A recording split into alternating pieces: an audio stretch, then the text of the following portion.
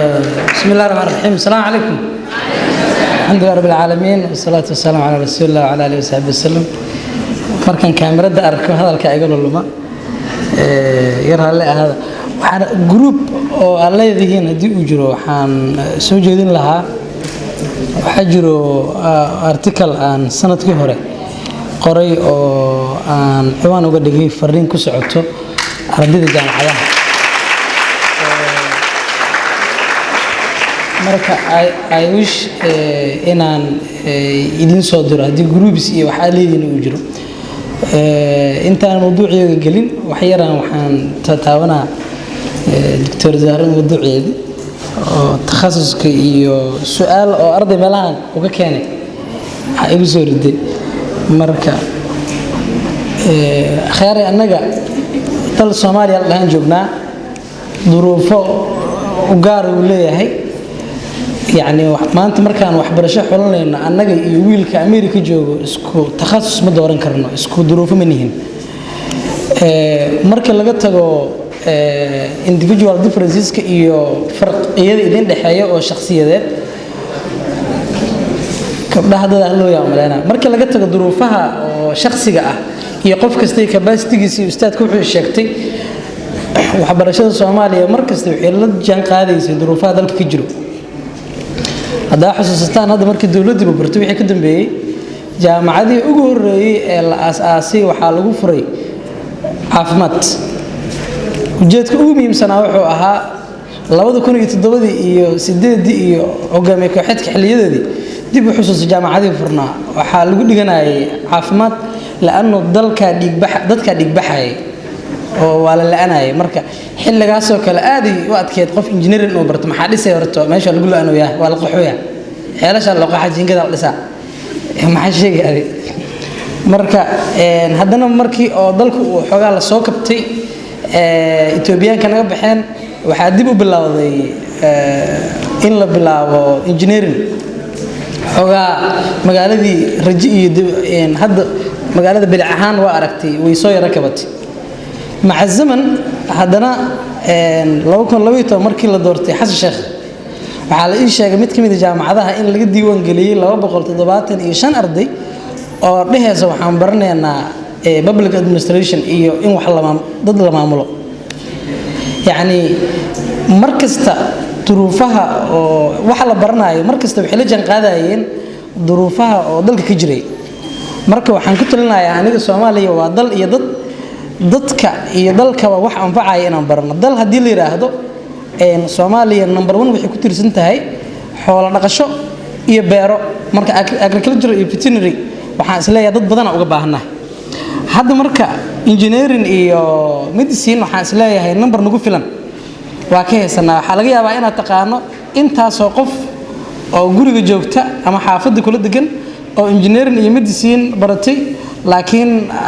shaqooyin aysan laga yaabo marka meelaha oo gaab markii hadda wada marisid wadada oo jam ku jiro lama aaday tan oo lagu yariyaha la aadaa marka takhasusiyadan lagu yariyaha agriculture veterinary bala Soomaaliya waxay leedahay geology dhulka inaan barano oo cilmiga dhulka inaan barano plus marine science oo cilmiga badda walo aan maleynaa kaas in xoogaa noo jiro intaas kadib taas dalka waaya dadkana inaan barano culumtan oo sociology-ga cilmu nafsiga ma arkin hal qof oo Soomaaliya joogo oo cilmu nafsi bartay ma arkin dadka aan aqaan oo Soomaaliya wax ku bartay qofka oo meelahaas ku soo bartay soo laabtay uu jiraa cilmu nafsi oo kale maybe in la bilaabay Soomaaliya meelaha aad uga qarabana shuruucda kamid ah marka qofkii inuu qareen uu noqdo sharci yaqaan uu noqdo looga inaan barano way wanaagsan tahay magaalada dhiiqo waa iyadana oo aragteena maleena marka waxa jiro takhasus loo urban design waxay dhahaan and city planning qorsheynta magaalooyinka ayaa lagu bartaa dhaqaalaha cilmi baarista iyo statistics-ka iyo development studies intaas kadib waxaan u galayaa mawduuciga waxa la yiraahday waxa ka hadashaa xirfadaha oo u baahan yahay arday maanta wax baranaya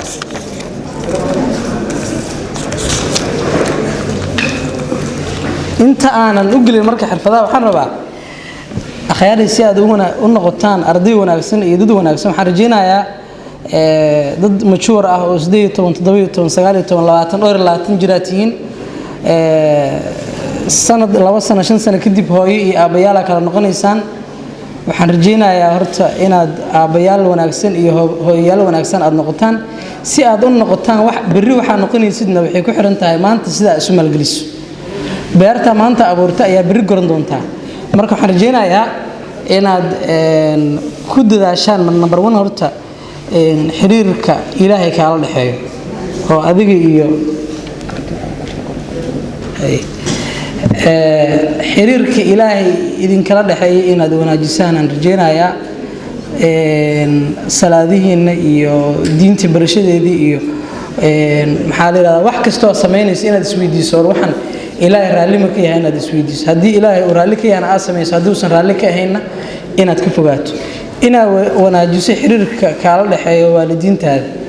waalidka oo kugu soo tiir iyo tacabeelay waxay ka mudan yihiin inaad wanaajiso qurxiso wax noloshaada wax ay ku faraxsan yihiin inaad markasta aad ka shaqeyso ayaan hore jaamacadda amaado ka dhigay ayaa anigoo fadhiya xafiiska oo qolada waxbarashada ayaa maamo ilmeynaysa soo fariistay iga horreysay marka oo galay markii baxday aan warsaday qoladii xafiiska joogto waxaan dhamaamadan maxaa ka qaldan maamadan waxay dhahday wiil iyo gabar aan dhalay gabadha Yurub ay jirtaa $100 ay bisha lagu biishaa ceeri qaadataa wiila igu haray 4 wiil oo kale oo aan dhalay waa dhinteen nin aabahoodna ma noola almost maama asleeyahay 65 areas u dhaxayso waay waxay dhahdaa marka wiilkan si aan wax u baro markii hore waxaan wax ka bari jiray dhahdaa lacagta yar ee gabadha noo soo dirto markuu jaamacad bilaabay waxaan dhahaa maxaa baranaa wuxuu dhahay medicine aan baranaa and then maamadu waxay dhahday si lacagti oo wax ku baranay $100 iyo xoogaa doolar lagu dhigtaya si aan u soo saaro wixii uu baranay lacagti wax ku baran lahaa waxaan sameeyay caano iliis ilaamiga qarkiisa la fariisato wiilkii lacagta maamada ka soo qaadaa jaamacaddan ma yimaado semesterka koowaad oo dhigtay 2 semester markaas ii maqan lacagtan waa soo qaadanayaa $100 iyo xoogaa doolar qaataa magaaladiisa la galaa kaas waxaa la mid ah wax badan dhaamin kan ta lacagta soo qaaday jaamacadda siinaya kalaaska iska dhex fadhiya iska yara mashquulsan maadooyinkii ku dhacaya hadhowda laga yaabo inuu waalidka weydiiyo hooyo ama aab waxaan rabaa $10 oo maadari exam aan ku galo wallahi aad iyo xanuunjisaa jaamacadaha qaar marka aan imtixaanka diraayo ay waxay dhahaan waxaan soo raacaysaa re-exam يعني أرضي دع امتحان كوجل لها ومعناه لما أقول ندع دوني إن كلياه امتحان ومركز أو فاينل إكزام كمركز تجينينه حال أقولها امتحان كفاينل إكزام كعسور عسر إكزام هذا يحنون جاء امتحان كاس يعني imagine قف جهد لوب بحي وقت كبحي السري العكم قنتهاي هذانا إن العقل بعض باهن وقت اللي بعد ما ديد إنه دب أما أوقات أمر إكزام قالوا والله هذه يدم قساء وحرجينا يا tan ugu horeyso in dad oo mas'uuliyiin ah oo naftooda ka adag inatihiin yaani ardayda waxaan arkay qofna waa qof oo ilaahay wuxuu dhahaa faminhum zalimun li nafsihi wa minhum muqtasid wa minhum sabiqun bil khayrat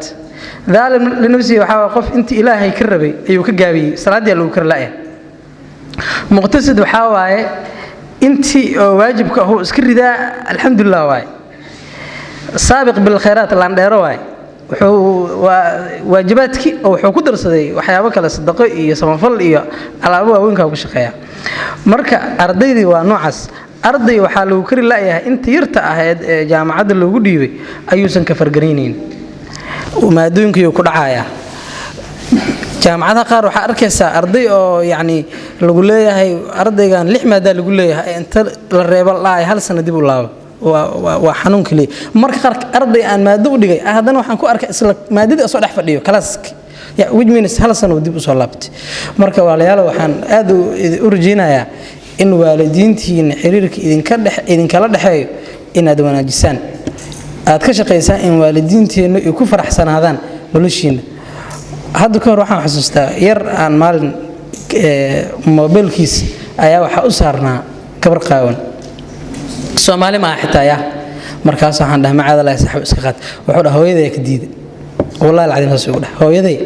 ka diiday marka waxaan ku yiri saaxiib hooyada kugu soo dhibto 9 bilood ku waday kula soo rafaaday intaan inaad soo gaarto abaalka weyn kule haddaad ku tixgelin weyso halkaas sawir inaad ka qaado hooyada maxaa u gashay useless way waalidiinta waxaan rajeynayaa inay ku faraxsanaadaan oo ku qanacsan noloshiina waxa arkay arday maalin waxa arkay foodo la marka waxa aniyo foodis ku jir wuxuu dhahay ku shaqeystaa wallahi asir ku shaqeystaa saa ugu shaqeystaa dhahay wuxuu dhahay liido cameraman khamiistii jumcaha iyo galbiya liido taga gabdhaha u badan dadka sawirada galo markay fiiriyaan qofka foodalay oo wacayaan kana xariif isdhaayaan kulaha macquul ma aan ku yiri wuxuu hay ani ada israacin nakeen kula car qof sawir ka gal arag marka waa quud meel xun galay ya quud meel xun galo way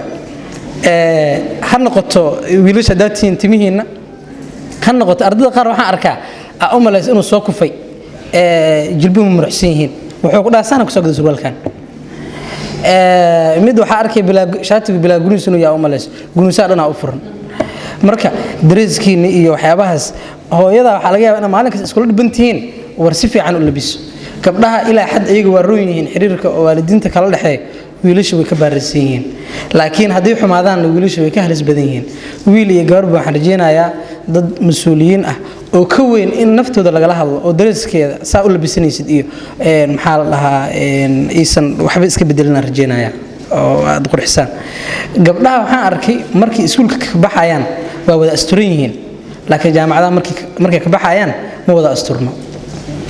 marka ay iskuulka ka baxayaan mid madow iyo mid cad iyo mid maariin isugu jiraan laakiin jaamacadaha markay ka baxayaan waa wada cad yihiin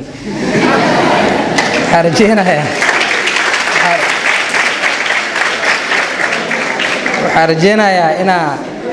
ayaa hore waxaan daawanayay jaamacad la sacaanood ku taala nin Jabuuti loo khudbad ka jeedinay muuqaal yar oo viral noqdo social media wareegaya jiro wuxuu leeyahay war gabdhoona cad wiilashana madmadooba marka walaalayaal dad isku kalsoon oo naftooda ka adag oo aan ka waleenin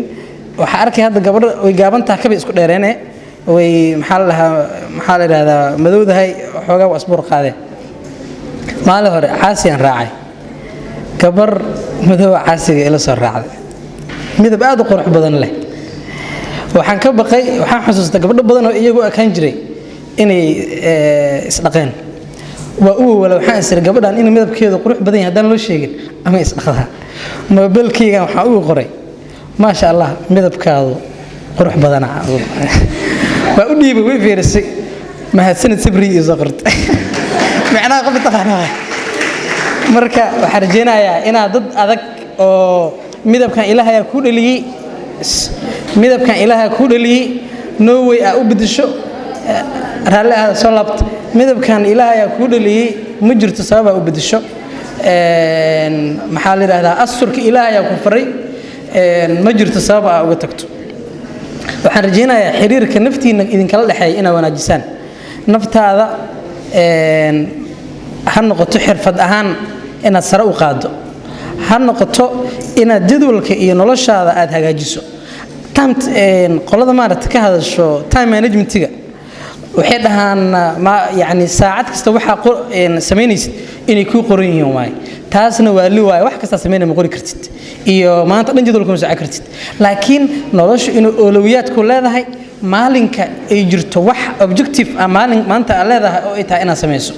tusaale waagu markuu ku bariyo quraan akhriso maxaa la yiraahdaa jaamacadda ama iskuulka inta uu sii socoto waqtigaas ka faa'iideyso yani time management waa waqtiga ay haysatana ka faa'iideyso badana marka caasiyaasha saarantiin waxa laga yaabaa inaad waxba qabanin maxaa sameyn kartaa mobilkaada soo baxso waxa qarso haddii kugu culus tahay podcast soo baxay waayahan YouTube-ka gal wax iska dhageyso podcast barnaamijyo la jiro soo degso kuwa Soomaaliya ku jiro rukumo waqtiyadaas oo kale waqti weyn ku jiro ka faa'iideyso hadda marka inta ka tagtid ilaa xaafadda aad ka tagayso waxa laga inaa meel isku fiiraysid dhiiqooyinka fiirinaysid mobilkaada soo baxso one article oo ku anfacaya how to select a factor a faculty ama maxaa la yiraahdaa specialization wax isdaa weydiiso maxaa la dhahaa Google uu ku keenaya ama ha noqoto maxaa la dhahaa af Carabi ama ha noqdo English ha noqdo qof waxaan rajaynaynaa inaad tahay critical thinker ah oo wax kastoo loo sheegana iska qaadan wax kastoo maqlo isku day inuu hubiyo markastana ka fikira out of the box su'aalan ku weydiinaya waxaan rajaynayaa su'aal fudud waaye inaad si fudud uga jawaabto nin dhakhtar ayaa wiil oo abiis dhintay oo agoon ah ayaa shil galay waa la soo qaaday waxaa la geeyay isbitaal waxaa loo baahday in la qalo dhakhtarkii qali lahaa markuu qolka galay wuxuu dhahay wiilkan aniga dhalay caadiyan sharciyan cilmiga caafimaadka lama ogolo qofku ehelkiis inuu qalo sababtu maxaa waaye marka qaarna grievances iyo waxa iska jiri kara waxyaabo ka dhaxeeyo oo xun marka qaarna marka oo aad ugu walsan tahay ma aragtay qaladaad waxba ka dhacay ilaan qofka qof jeceshaha waaye hadda ayaa waxaan arkay nin oo dhakhtar oo Ciraaqiyaan ah ninkaas wuxuu ahaa magaalada Baghdad dhaqaatiirta ugu laan dheereysan oo ahaa khatar oo ahaa qalliinka oo aad ugu fiicnaa marka ninka asoo timaha ku baxeen oo waalno hadda wuxuu joogaa wadooyinka magaalada Baghdad u wareega marka ninkaas hooyadiis xanuunsatay qalliin u baahatay qof kale ma ku aaminay hooyadii ana qalay asoo qalliinka ku wado dhimatay hooyadiis ilaa hadda ninka intuu waashi oo magaalada iska wareega marka darbiyada wuxuu ku qoraa hooy cafi oo darbiyada dadku ku qoraa maal hore arkay article laga qoray nin asoo inta ku baxeen isleedahay maxaa leedahay ninkan wax xanuunsan marka waxaan ku dhahay wiil oo shil galay wax gaareen isbitaal la geeyay agoon waay wiilka markii oo loo geliyay qaybta oo qalliinkana dhakhtarkii markuu u tagay wuxuu dhahay dhakhtar wiilkan aniga dhalay marka ma qali karo say ku dhici kartaa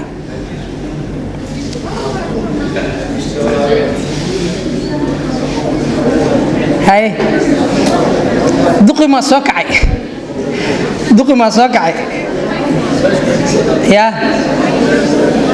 كعلي هاي وحان كدهاي ويل عاشل قلي ويل كأقوم معي اسبتال لقي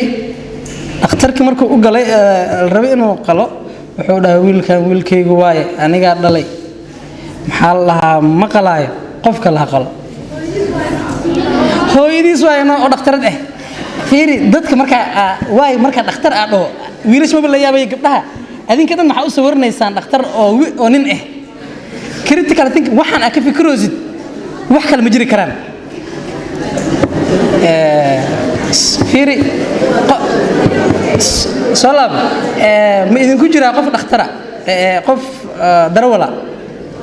وحن سوق هذا أنا لما أنتي أنا درولتين وحن كويدينا قارية وحكسوا بحي جوهر أما فوقي واحد هذا بلدوين قاريق مركو سومرايو جوهر مركو صباحا لا تنقف سارنت جوهر مركو سومرايو لا وقف دكتي ويل يا جبر كلا وصباحي مركو سومرايو كاران أي هل جبر سرعة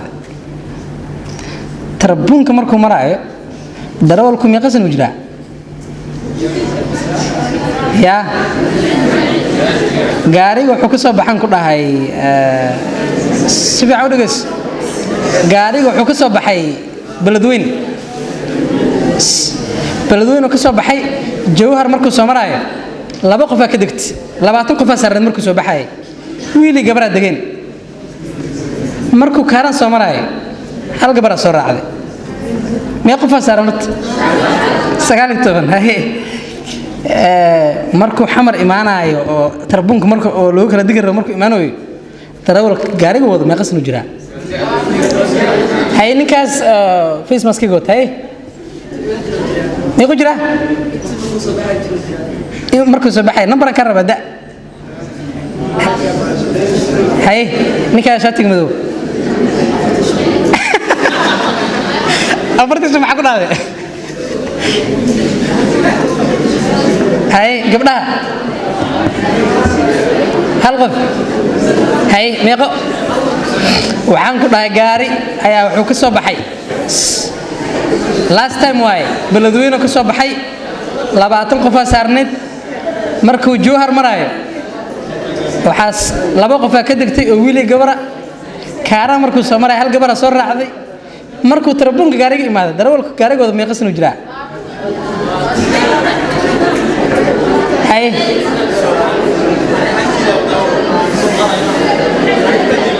meeqa jirtaa ninkaana nagu jawaabay su'aash darawalku 20 sano jiraa u dhahay markan sheekadii bilaabaya waxaan ku dhahay ka soo qaad inaad darawalka tahay ya marka hadda adiga darawalka tahay inta sana jirto oo darawalku jira ya waxaan la yaabay arday waxay ku wareegsanayaan dadka degay oo dadka degay xaa ka galay iyo dadka soo raacay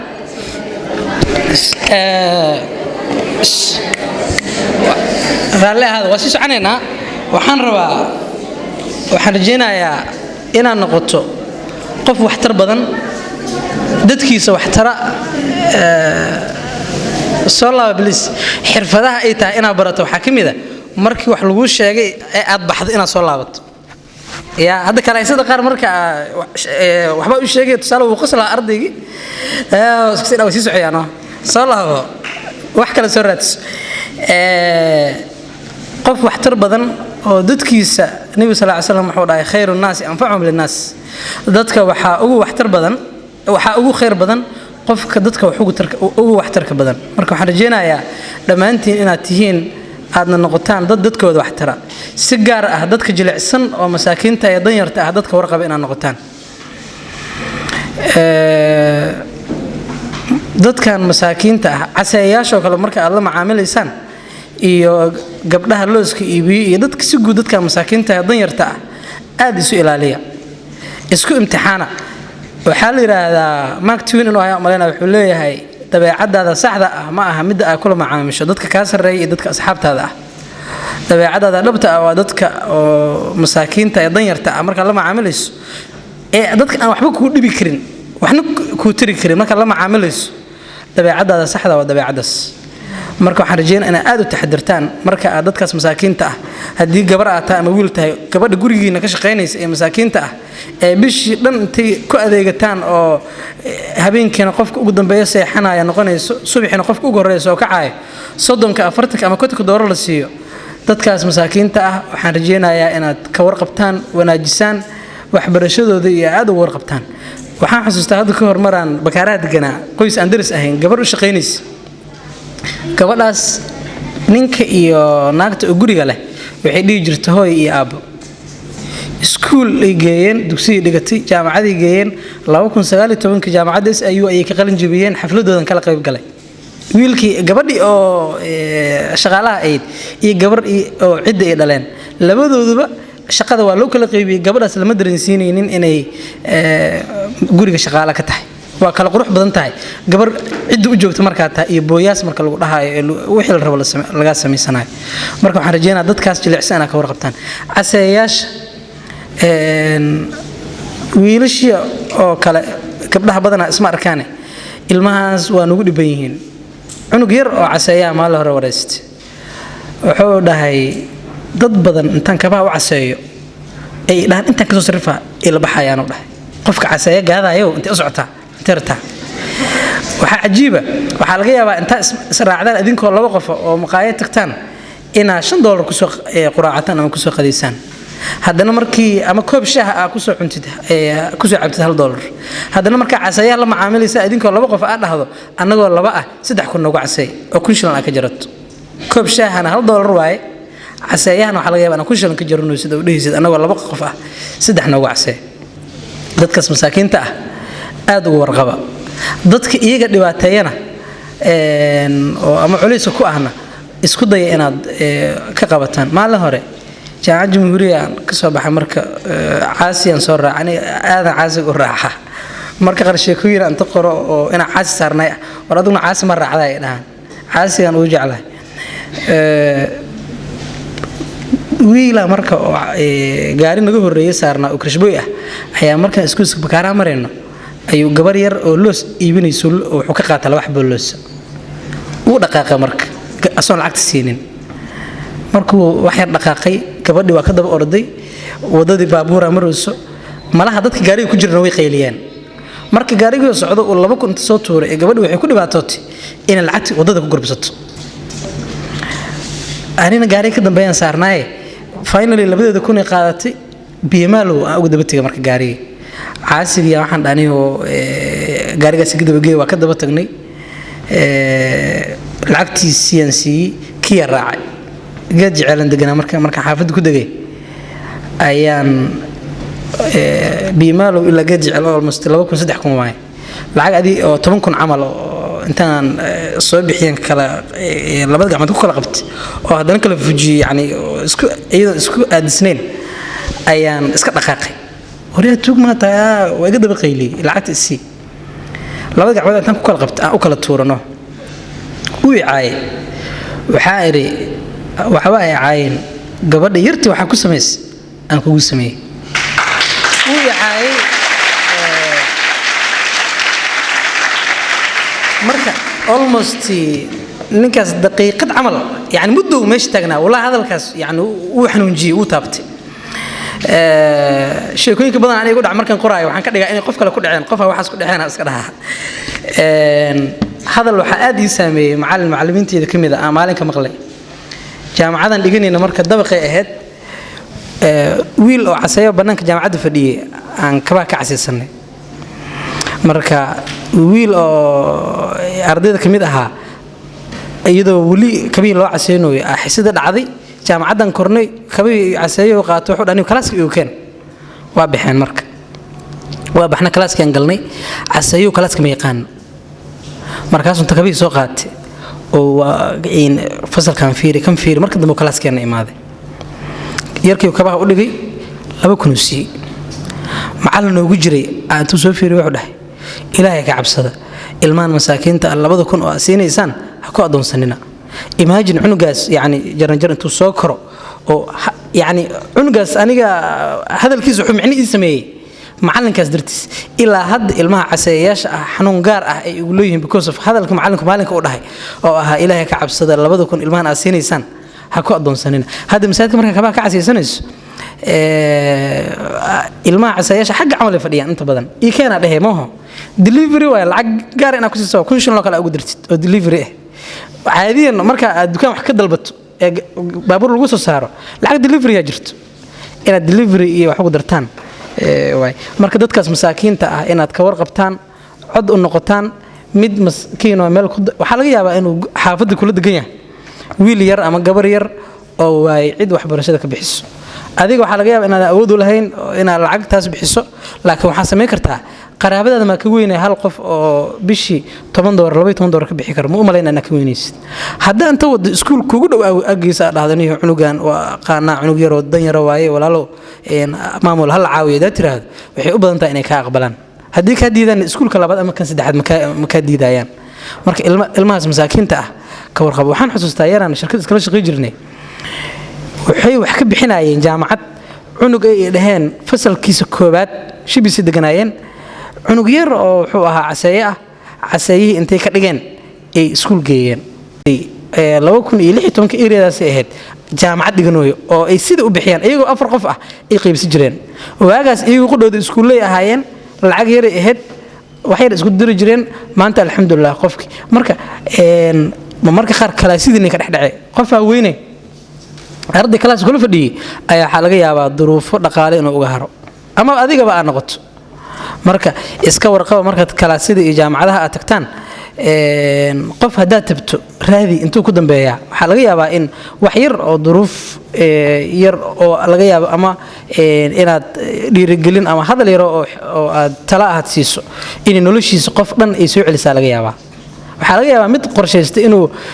tahriibo hal mar inta kulantaan oo aad hadal wanaagsan aad ku tiraahdo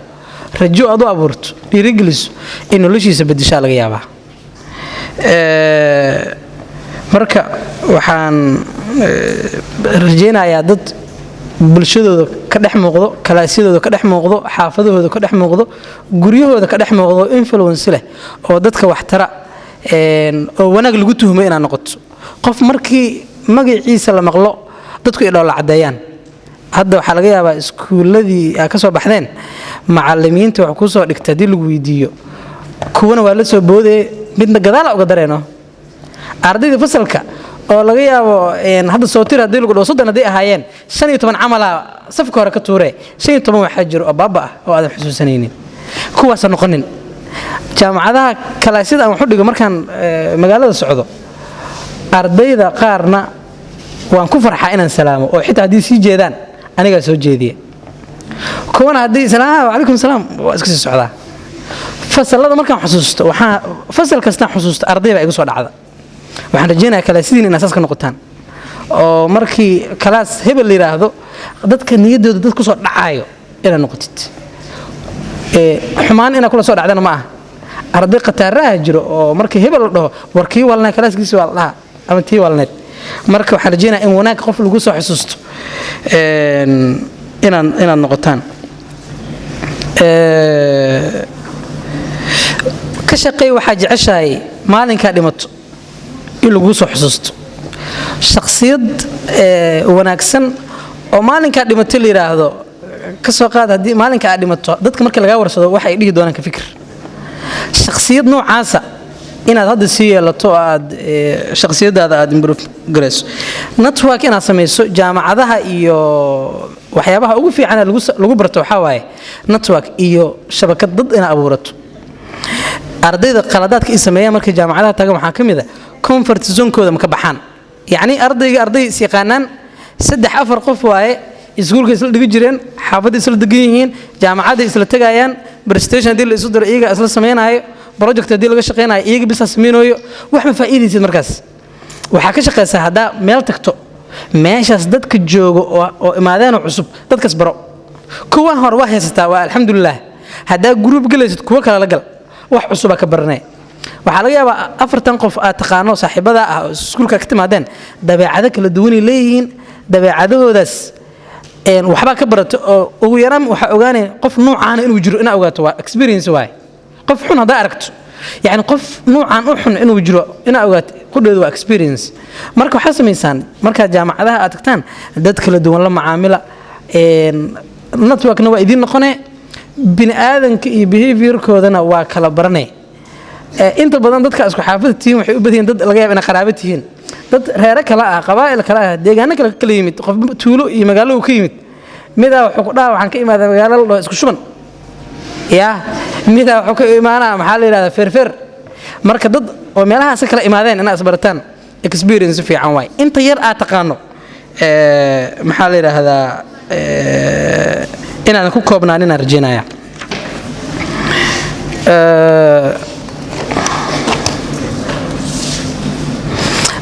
arday badan waxa jirto cuqdad ay ku jirto waxbarashada dalka cuqdad ka qabo waxaan ku garanti gareynaa arday waxbarashada oo dadka gudaha wax ku bartay dad badan oo aad u wanaagsan ku jiro kuwa dibadda wax ku bartana kuwa badan oo baaba ah ku jiro waxbarashada dalkeena waa fiican tahay master waxaan ogaanay waxa la sheekaysataa qof bachelor inta ku dhigtay ee master banaanka u aaday la sheekayso markaas waxa ogaanaysaa in waxbarashada dalkeena taalo ay fiican tahay laakiin waa markaadan aadin jaamacad baaba ah jaamacad ayaan hore class aan maadu dhigay oo semester 4 aan waxaan weydiiyay war hebel aaway markaas waxa la waa qalin jabshi intuu ka qalin jabiyay ma taqaana jaamacadana ka baxay jaamacad kale tagay mac salaam waa isku dhamaatay marka waxbarashada short ticket nolosha short ticket ka daaya waday leedahay short ticket yar oo aad meel wax uga soo dhacayso iyo waxyaabahaas ka shaqeeynin inaad si fiican wax u barato waxa ka shaqeysaa markii dadku sheekaystaan soo markii xaafadda la joogo ama kalaaska la joogo ee banooni la ciyaarayo kale qof ma jiro la dhaho hebel banooni markii koox la sameeynaayo hebel aaway markii garo inta la tago kala baxayo soo ma jiraan dad la jecel yahay inay dhankiina soo maraan wallahi hebel dhankeena waxa cajiiba marka oo la joogo xaafadaha ee booniga la ciyaarayo waxa la isweydiin jiray marka la kala baxayo qofna wuxuu leeyahay uu koox noqonayo qofna wuxuu dhahayaan ku koox noqonaa qofna waxa la dhahaa hebel anu uu koox noqonaa waxa rajeenaya dad leaders ah oo maxaa la yiraahdaa meeshii tagaanba ka muuqdo oo iyaguna yiraahdo waryaa uu koox noqonaa oo kalaasida markaan ardayda project soo direyno arday waxa jiro la kala carro oo la isku soo reebo oo la leeyahay anigu kaas anay ugu soo dirin ardaydaas la kala carro baaba inaad noqonina oo kuwa loo kala ordo aan noqotaan ayaan rajeenayaa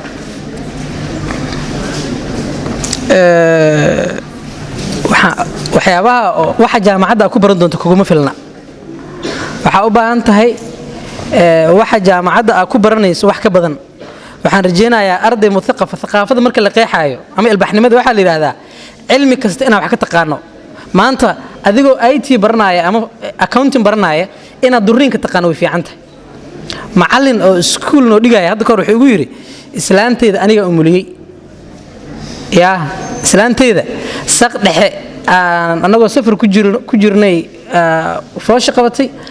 meelaan galno dhageedan tagnay ana habeest waa xirfad fiican marka qarniga 12aad wuxuu dalbanayaa arday xirfado badan marka qof xirfado badan cilmi kasta wax ka yaqaana wax akhriya aan ku koobnaanin inta yar ee loo sheego internetka waxaad ugu faa'iideysataan inaad wax barataan wax badan oo ka dheeri ah waxyaabahan aad class ku qaadanaysaan waxaan isleeyahay aqoonta aad u baahan tahay marka la eego jaamacadda classida waxa ku qaadanayso 5% kama dhama isleeyahay almost 90% kale ay tahay inaad raadsato maalin kasta wax akhriso internetka xirfadaha wax ka raadinta horumari YouTube-ka iyo waxa ka raadisaa Google wax looga raadiyaa dad badan oo naga mid ma fahamsana Google ka iska tagtaa ma waxa soo qortaa in okay iska dheh search waxba iska imaanayo skills ay leeyihiin oo wax loo raadiyaa jiro baro wax looga raadiyaa Google how to search from Google ka waxa ka raadisaa sida Google wax looga raadiyo ardayda qaar waxa jiro bundooyin hoose haysto oo isdhahay warniga jaamacadda la tagtana ama sidaas noqotaa waxaan arkay arday markii iskuulka ay joogeen laandheerayaal aha oo jaamacadaha markii tageen baaba noqday intooda badan waxay u badan yihiin inay dhex fariistaan takhasus shaqo ku lahayn aniga hadda ka hor waxa dhahay waxa barana caafimaad 2009 waaye first aid wagaas caafimaadaan bartaa qofka dhahay wuxuu 6 bilood la qaadan jiray balaayo ahaa qofka intaas barto duriinki aan keeni waaye waa isaga tagay hadda caafimaad baran lahaa ee kalaas ka dhex fariisan lahaa in dadkan dhibaateyn lahaa isbitaal intaan tago aan dadka dhibaateyn lahaa waxaan ku fiicnaan xifdiska caafimaad xifdiska ka dalbana in kuma wanaagsanid marka takhasuskaadi ah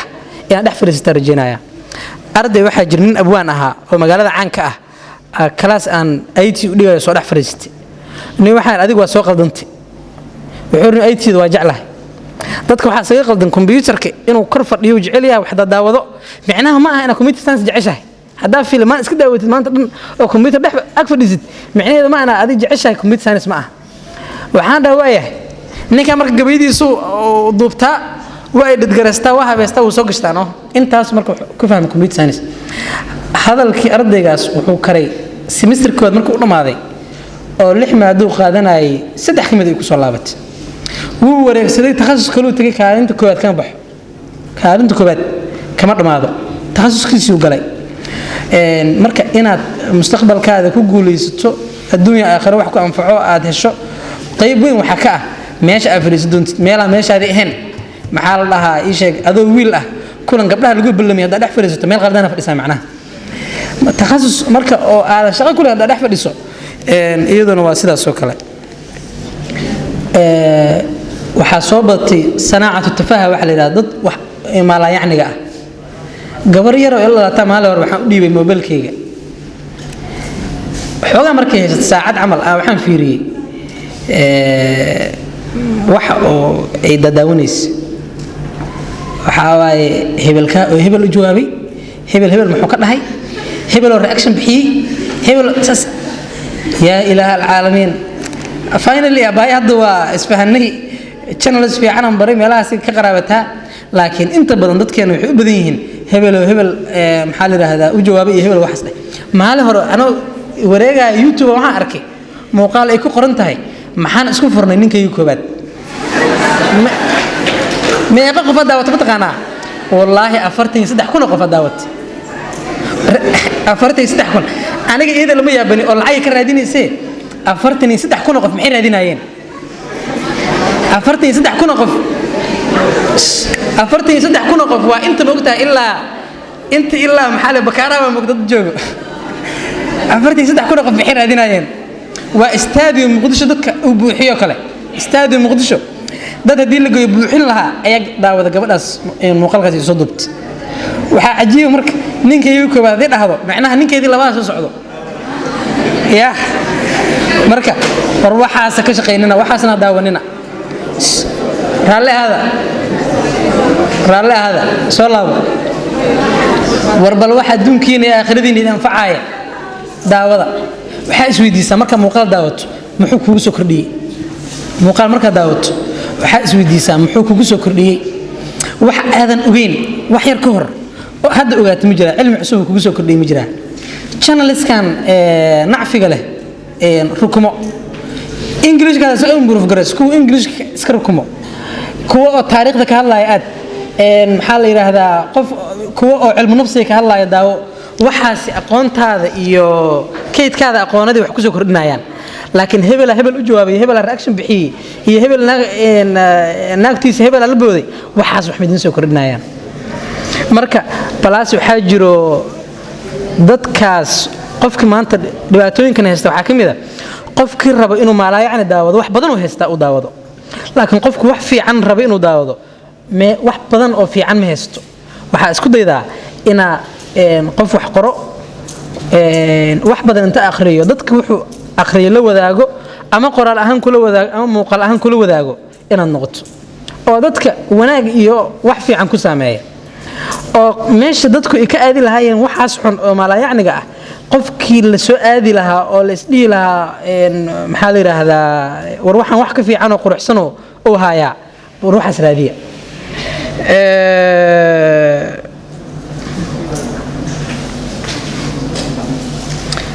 ardayda mashaakilkan ku arka waxa kamid ah cudurdaar too much waxa leedahay biri 3 saac barqanimo assignment hebel waqtigiisa xilligaas ku ogyahay biri bacda duhur ku soo waxa markaas wuxuu ku leeyahay maxaa dhacay taqana hooyo wiifta ku dhacday dhibaato kaaga sheekeena war waxyaabahaas waxa isku daydaa cudurdaarka iyo justification-ka tirada badan iska dhaafa jaamacadda marka tagto waxa isku daydaa inaadan reer justification aadan noqon hadii wax laga rabo xilligooda ku samid garay hadii aad ku samid garay karin ka hor cudurdaarka sameey cudurdaarku wuxuu sameeyaa macna sameeynaya xilligii laga rabay waxaan xilli ka horeeyo ayuu macna sameeynaya marka too much justification-kaas inaad iska dhaaftaanna waa rajeynaya waxbarashadu waa iyo khibradda iyo waayuhu hadaysan aqoon wax ka bedelin hol faatahay aqoontu waa in dhaqankaada wax ka bedesho saa u fikiraysa waa in wax ka bedesho hadii maaragtay hadda marka siyaasadda laga hadlaayo kii jaamacad ka baxay iyo kan jaamacad ka bixin isku sii u hadlaayaan waa ina adiga iyo qofka farqi inuu idin dhaxaya waay qoraaladiina qofka akhriyo waa inuu dareemayo in aqoontii wax ka bedeshay oo ugu yaraan markaad wax qorayso dood oo valid ah oo maangal ah oo si asluubaysan ah u soo qortay ha noqoto ka waran hadaa aragto qof caytamay maalin hore arkay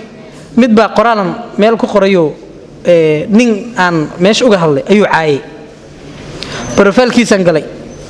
waxa uu qoran mataqaana PhD candidate waxaan u sharaxanahay inaan PhD diyaariyo macnaha bachelor iyo master school wax wala daadiyay 114 ka aqarsamaha ka badan marka aqoontu inay ay wax ka bedesho waxaan rajeynayaa hab dhaqankiina ayna idin barto sida mashaakilka loo xalliyo ayaa waran meel waxaan ka aqrinayay markaba badda ku dhaxlaabay nina inta la soo wacay uu tagay lacag waalan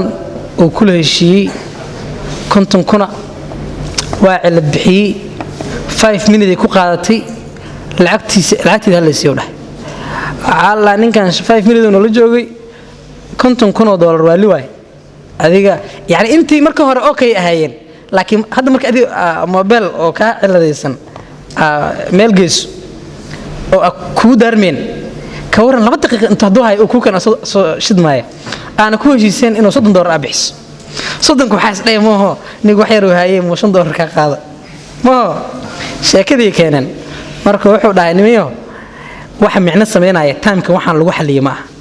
waxa micna sameynaya waxa way ina garato mushkiladu meesha ku jirto dan waqtigu iska sahlanaanaya marka wax barashada attitude-ka wax ka bedesho mashaakilka nolosha sidaan u xalisanayna inay wax ka bedesho waxaan sidoo kale rajeynayaa magaalada maktabada iyo waxba ku soo kordhaya maktabadaas ka warqaba taga buug ka isticaarista af Soomaaligiina qoraalkiisa improve gareeya Englishkiina inaad hagaajisaan ku dadaala shaqooyinka ugu badan ee magaaladan oo gaar ahaan kuwa oo UN iyo waxyaabaha noocaas oo shaqooyinka dhaqaalaha fiican lagu helo inta badan dadka ka shaqeeya waxay u badan yihiin dad oo Soomaali sijuu iyo banaanka imaaday iyo sababta mutaqaana haddii hadda laba qof oo caafimaad barteen oo midna uu tacbaan yahay oo durinka xitaa uu ku dhiban yahay qofna uu qatar yahay laakiin kan qatarta Englishku uu ku dhiban yahay kan kalena uu Englishkiisu uu qatar yahay gaalada markay u tagaan interview laga qaado adiga xitaa laba qof markay ku imaadaan qofka xogaa isku toosan oo hadalka si fiican kugu sheegi karo maxaa la qaadanay laakiin qof marka aad define yourself or isqeex marka dhahdo madax xoqanaya jejesanaya laakiin xirfad aan uu qatar yahay laga yaabaa qofkaas maba gaarayaba meeshii oo wuxuu ka gudbi weynaa jigboontii koobaad aqoontaada wuxuu dhahay ninkii Bangaariye Masadrawi aha aqoonta yani fariidnimadu maxay tahay hadii aan lagu furmeeyay yani inaad qatar tahay waxa ka horeyso in fursad lagu siiyo marka dadka badan waxay ku harayaan interview iyo meelahaas ma la isla gaarayba shaqada Englishka in badan waa idin ciilu doona hadaan hadda wax ka qabanin waxa isku dayda English academically kugu filan the first semester waa ku sameyn kartaa hal semester English academically kugu filan waa ku sameyn kartaa hadaa sameeyso maalinkiiba ina 20 daqiiqo YouTube wax ka daawato ama 10 daqiiqana wax daawato 10 daqiiqana aad wax akhriso one article akhriso Englishka improvement ya sameeyay maalinka koobaad waxba dhageysanay boqolkiiba waxa laga yaabaa 7 inaadan fahmin iska dhageyso af Soomaaliga say ku baranay sa u dhageysana le anagu hadalna la arkmaho af Soomaali qof loo xariiqo ma jiro waa dhageysana maalinka dambe step luqadda lagu bartaa iska dhageyso and then you will grow up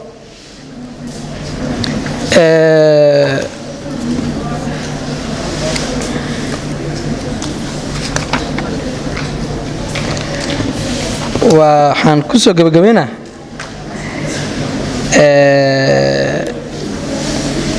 arday nidaamsan waxa dhageysta dhaqan wanaagsan ardayda qaar marka kalaas ugu jiro waxaas dhakan hooyadiis ma dish yani wuxuu ku fiirinaa hor amal qof faraxsan oo bashaasho ma sha Allah inaan noqoto rajina ya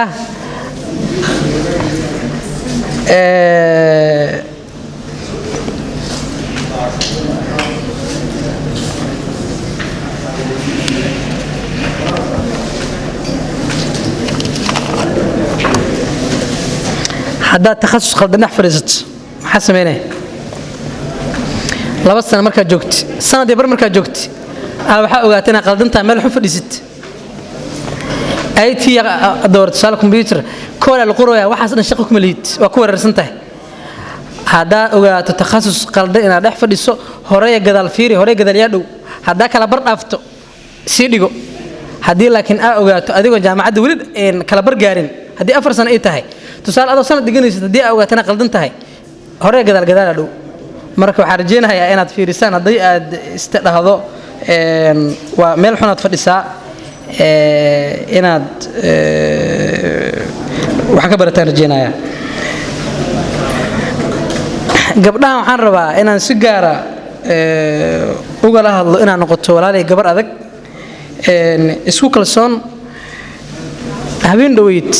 mashaakilka gabdhaha magaalada ka haystay kamid tahay aroosan qaadnay 7 saac iyo almost bar habeenimo aan waxaan aragnay gabar kaligeed meel taagan mugdi ah in shalay xiran da'ahan aan ku qiyaasay gabadhaas 17 sano gabadhii meeshaas aan markaas aan ku arkeyno waa almost xaafad waa bari ka tirsan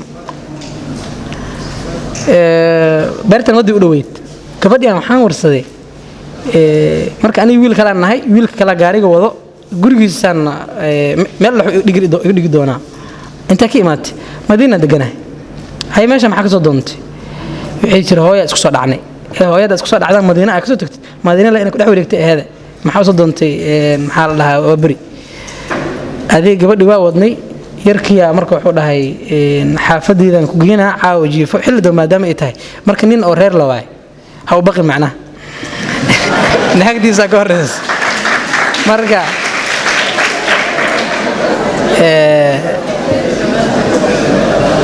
marka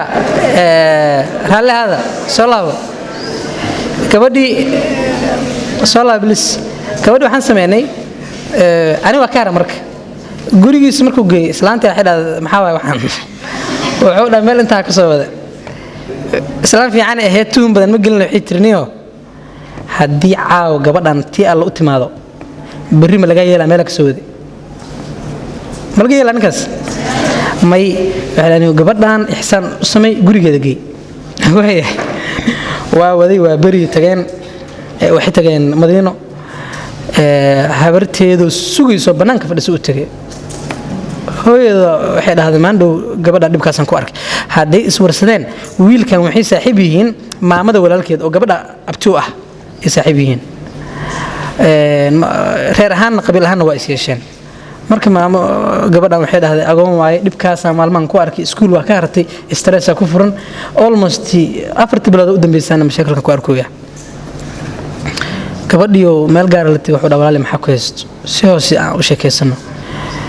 waxay jirniyo ninaan isbaranay meel ugu ballamiyay maxaa la yiraahdaa biyo wuxuu isiinay wax igu daray meerka iga tagay waa ugu falaaday and then wuxuu ii sheegay inuu sawirray wax iga muuqaal iga duubtay markaas wuxuu dhahaa ama sawiradaas maxaa la yiraahdaa faafina ama guriga waa bari aan ka deganaa igu iimaanay markaas wuxuu marka waxaan ku qasbanahay inaan tago baabuur raaca waxay dhahday ka ugu iimaanay bis uu siinaa bajaaj kii laba shay xitaa ma siinay dhibaatadaas ku jira maamadii oo la hadlo wuxuu dhamaam gabadhan dhibaato haysto mushkilad yar waaye ana la xalinayo marka maadaama ay reer ahaan isleeyihiin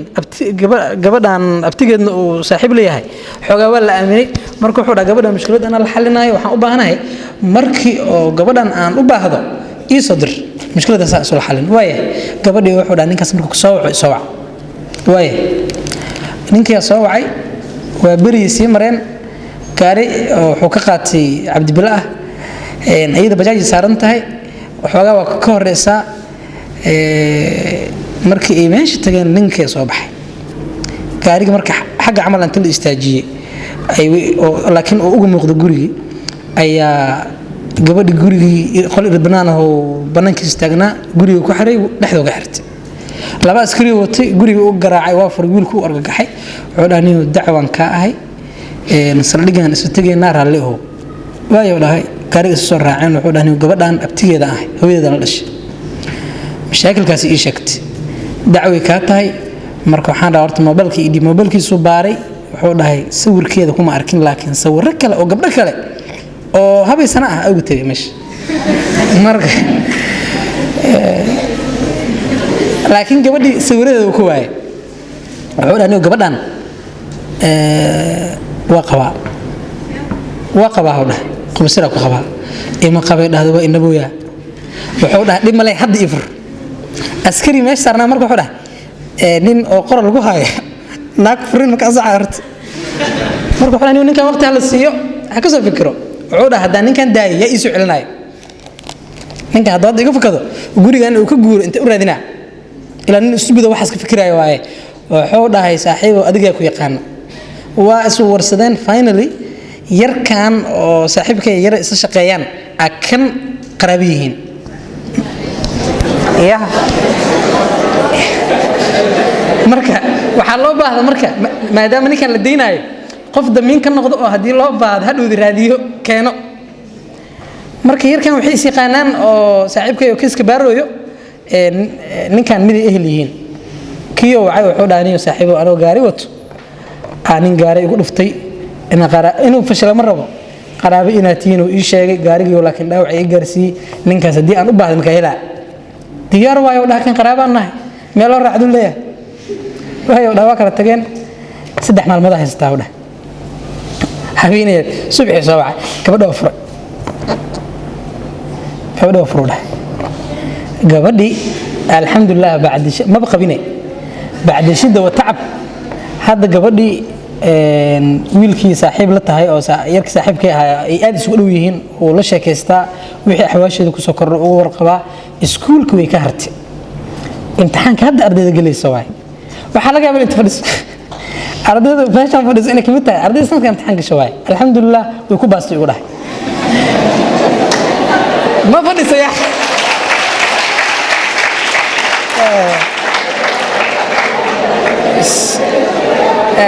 سلام هذا سلام هاي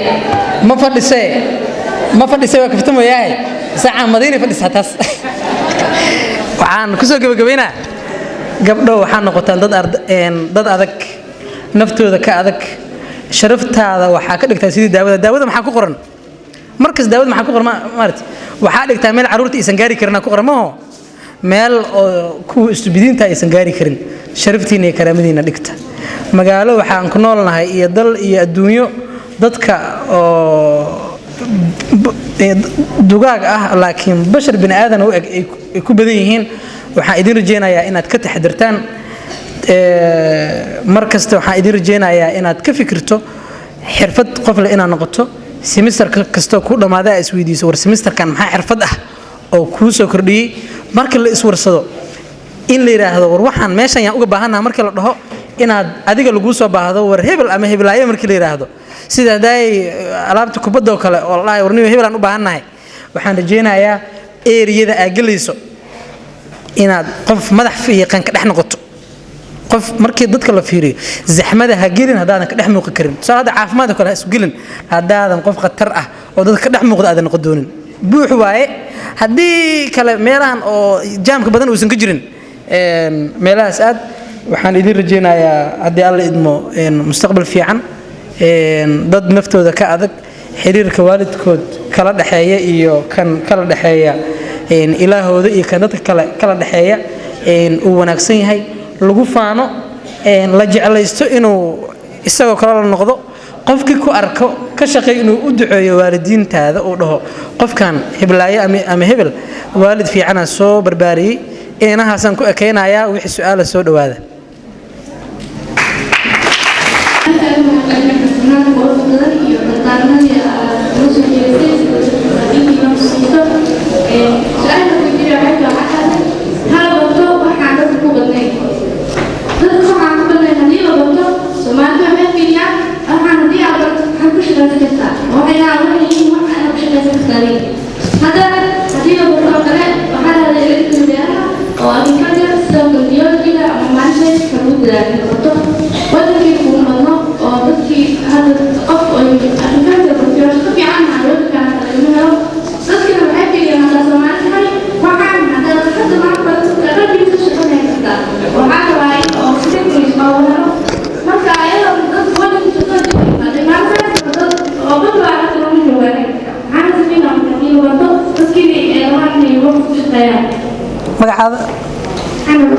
عنب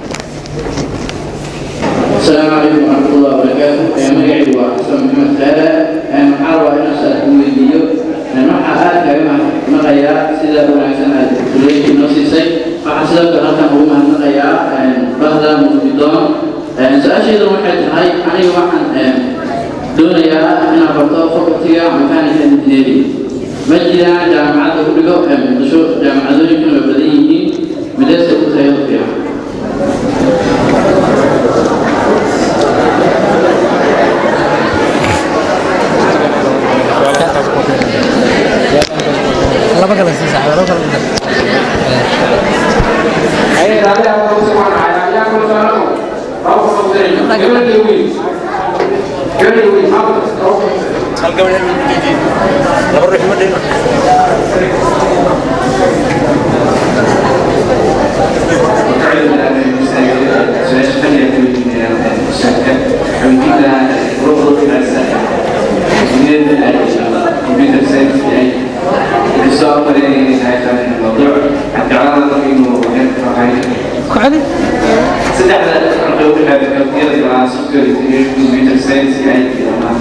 فرق ولا حاجة مقعدنا عدن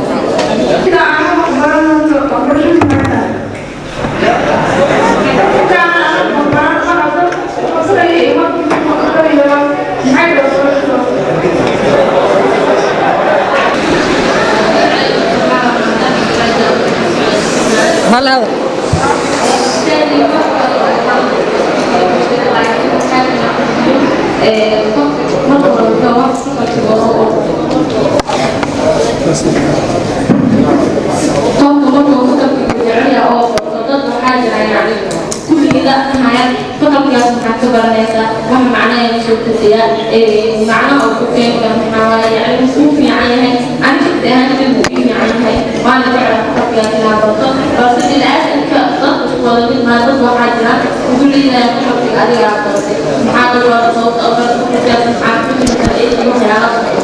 مقعد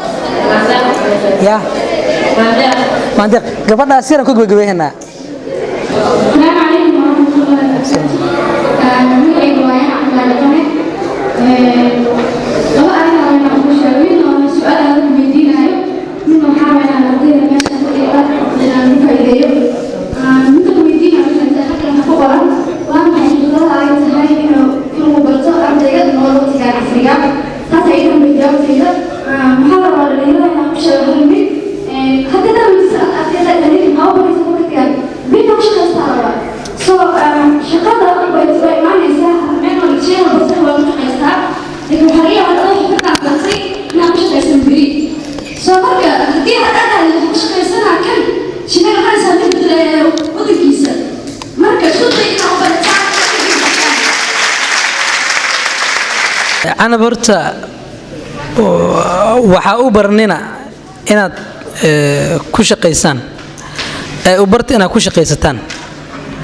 inaad ku shaqeyso iyo inaad ku shaqeysato waa kala labo inaad ku shaqeysana waa inaad dad ugu shaqeyso inaad ku shaqeysatana waa inaad adigu iska wax ugu samaysato abay wixii tusaale u soo qaadatay agriculture-ka cilmiga beeraha cilmi aan baahi badan u qabno waay nin Cabdiraxmaan la yiraahdo Cabdiraxmaan Sibriyo aniga ila dhashay da'da saddexaad iga yar ah ayaa markii 2017 isku dhameeyay takhasus doorashada markuu maraayay aad u walaacsana waxa aad ugu dhiirigeliyay inuu agriculture u barto agriculture u bartay semester 3 markuu ahaa beero deyn la ka sameystay yaanya uga soo go'do supermarket-kan Xayaad iyo midnimo iyo suuq aan hadda oo banaadir ku yaala iyo suuqyo badan oo hadda wuxuu siiyaa yaanyada koostada iyo barbarooni wax badan oo soo saaraan waxa hadda u fikirtid wariya ugu shaqeysataa dhahdo wax dad badan ku muuqanayaan laakiin waxaas baahiya jirto maxaa la dhahaa inaad eriyadaas ay baahi badan ka jirto adiguna aad ku dadaasho inaad intaad barato aad wax uun ku soo kordhiso oo aad ku shaqeysato waa wax fiican marka hadda hadii aad dhakhtar aadud waxa laga yaabaa in ku soo warmaan isbitaalada tiro badan isbitaaladaas mid kamid ah oo qaraabadu leedahay way meesid in aas dhahdo laakiin agriculture hadda tusaale ama veterinary ama yani areas area aad u banaan way dhunta marka aad intaad u gasho maxaa la dhahaa ii sheeg aadan wax uga macno uga dhex sameeynin ka soo qaad hadda criminology waxa bilowda maqlay jaamacadis ayuu baaris dambiyada dadka oo hadda oo dambiyaha noo baaro ama waxaas ka shaqeeyo dad bartay cilmi ahaan ma u badno dad isku xoogsaday maca zaman si ugu dhex jireen uun wax badan ka qaldiin oo agtahay hadaa maanta inta barato maxaa la dhahaa aad improve gareyso wax fiican ka dhex sameyn kartaa saxaafadda dad soo kama mid ah dad meelaha dadka tirada badan ay ka shaqeeyaan yaa daawaday barnaamij oo dalsan ka baxo oo la yiraahdo awoodda shanaad waa xiisaysaa maaho sababta u xiisaynaysid waxaa waaye wariye oo different ah oo saxaafad bartay ka shaqeeyo ani ma ogi barnaamij kale oo hadda aan xiiseeyo oo aan saxaafadeena gudaha aan ka daawado ma jiro marka saxaafadu ah meelaha ugu buuqa badan hal qof oo ka dhex soocana la wada sugaa hadda xalay barnaamij balminaayeen ma qan jimcaha may dhaheen waa sugooyaa la taliya amniga qaranka uu wareysanayaa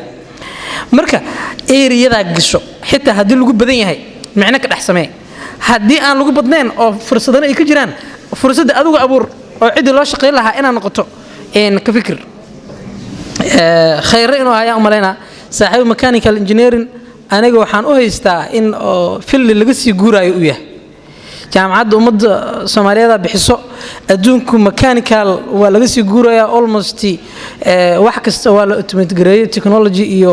advanced la isticmaalaa xitaa baabuurta xitaa hadda waxa la automobile iyo waxaas la dhahaa somehow mechanical waa laga sii leexanayaa marka niyo waxa areashan hadda mechanicalka iyo electrical engineering maxaa la yiraahdaa telecommunication engineering iyo waa laga sii dhamaanaya telecommunication shirkadaha isgaarsiinta iyo shirkadaha sii dhamaanayaba hadda hormuud yaa badan inta dad WhatsApp ka wacdid iyo inta ka wacdid telefoon caadi ah telefoon caadi waa sii dhamaanaya telecommunication ka caadiga waa laga sii socdaa marka aniga waxaan u haystaa inuu fahamkayga gaaban inta i tusinayo mechanical engineering waxaan u haystaa engineering oo laandheera aha maxaa la yiraahdaa adduunka ku soo caanamaalay qarniga la soo dhaafay laakiin qarnigan 12aad sidii iyo micnihii hore u lahaa aan lahayn xogaa hadda magacyada loo suugayaa waxa la electromechanical engineering iyo waxba kale ku kaban xogaa waa la qurxiyaa waayahan marka in laga sii socdo uma leeyaa khayrow aadan maxamed cali wuxuu dhahaan rajeynayaa farqiga u dhaxeeyo computer science iyo information technology iyo software engineering computer science waa generic way inta badan waxa lagu bartaa algorithms iyo qaabka computerka uu shaqeeyo iyo internally sida circuitska computerka iyo behind the scene wax ka dhacayo waxaan ku muuqdo waxaan ahayn wax ka dambeeyo oo shaqadan computerkan soo shaqeynayo iyo almost xogga saarta algorithms iyo xisaabaad badan ku jiro information systemska ama information technology waxa way almost waxay xogga saartaa maareynta xogta systemada lagu maareey lahaa maxaa la yiraahdaa software development-ki networking waxa lagu bartaa haddii qof oo Soomaaliya joogo weydiiyo IT iyo computer science ka aada anigu IT da u tilmaami lahaa baahida aan qabno waa baahi IT system iyo waxaan rabnaa in IT di lagu xalliyo mashaakilka ay maxaa la yiraahdaa bulshadu qabto software engineering waa qayb yar oo kamid ah computer science marka filli badan uu leeyahay filli kamida waxa la yiraahdaa software engineering qofkaas wuxuu baranaa software iyo sameyntiisa iyo engineering iyo requirement engineering iyo quality loo hubiya testing key maxaa la construction key waxaas ku baranaya waxa jira network and security qofku wuxuu baranayaa network see loo establish gareeyaan loo dhisaa kadib marka la dhisana security-geeda looga shaqeeyaa waxyaabahaas lagu bartaa oo bilmanaasaba jaamacadda ummadda hadda waxay soo kordhisay takhasus fiican waliba sanadka ugu dambeeyo wuxuu aad ugu fiican yahay yani takhasuska hadda computer qofka dhiganaya waxaan ku talinaa kan maxaa la yiraahdaa jaamacadda ummadda mid fiican keenaysa oo qofkii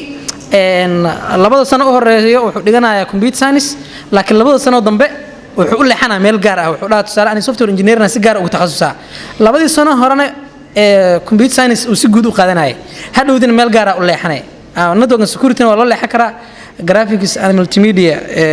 maxaa la yiraahdaa waa la aadi karaa abaaye raaxayaa ka hadashay gadaal fadhiisay waxay dhahday waxbarashada su'aal aad u fiican waaye inta aan ka fahamsanahay ilaahay wuxuu abuuray adduunkan iyo dadkan xikmadu ku abuuray fahamay u baahan tahay adduunkan qaabku u shaqeeyo iyo dadkan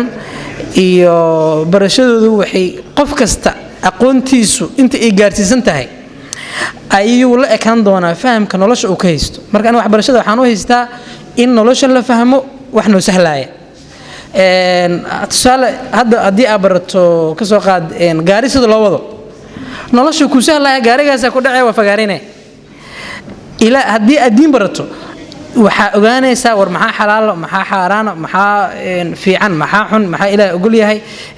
yani wixii yaa kala baranaysaa hadhowdi marka waxay ku sahlaysaa war waxaan inaa aqoon u leedahay waxaanina waa fiican yihiin waxaanina waa xun yihiin haddii aad barato computer science waxaa baranaysaa sida mashaakilka nolosha ka jiro technology adoo isticmaalaya loo xalliyo ayaa xal loo noqonaya hadda haddii tusaale simbly it haddaan isticmaalno ardayda markii oo ay saaka soo gelayeen haddii warqad xagga loo dhigi lahaa oo maxaa la yidhaahdaa ay saxiixayaan iyo haddii qalab yar bannaanka lagu dhejin lahaa oo tusaale ama jaamacadda usoo qaadano yaa sahlan jaamacadda attendance system ay samaysaa tusaale in la sameeyo system bannaanka lagu dhejinayaa qofka markuu jaamacadda imaanayana suulku saaraa markuu baxayana suulku saaraa waqtigu soo galay iyo waqtigu buxuu fiirina uu xisaabinaa maanta intii saacadooda lagu shaqeeyay ayuu soo saarayaa ayuu xisaabinayaa hadhowdi bishina wuxuu ku soo saarayaa qofka meeqa saacadood soo daahay iyo yaa ka sahlan in la dhaho qof kasta soo galo qofaa meesha fadhiisanahay hebel wuxuu imaada hal saaci bar wuxuuna baxa xilligaas يعني waxay noo sahlaysaa marka waxbarashadu fahamka nolosha iyo mashaakilkan nahaysta iyo baahida bini'aadamku waa unlimited ma xadidno maalin kasta waxba u baahanay waxaas iyo waxa soo kordhay iyo xalkoodii aqoonta qayb ka geysanaysa 10 sano ka hor sida loo wada xiriiri jiray iyo maanta sida loo wada xiriiraayo waa kala fog yihiin marka waxbarashadu inay intaas noo sahlayso ayaan ka fahamsanahay ayaan dhaqane waxay dhahday meesha xirfadaha uu u baahan yahay casrigan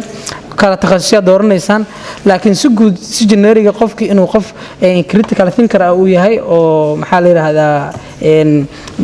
different angle wax ka arki kara problem solver ah oo mushkilad maxaa la yiraahdaa xalin kara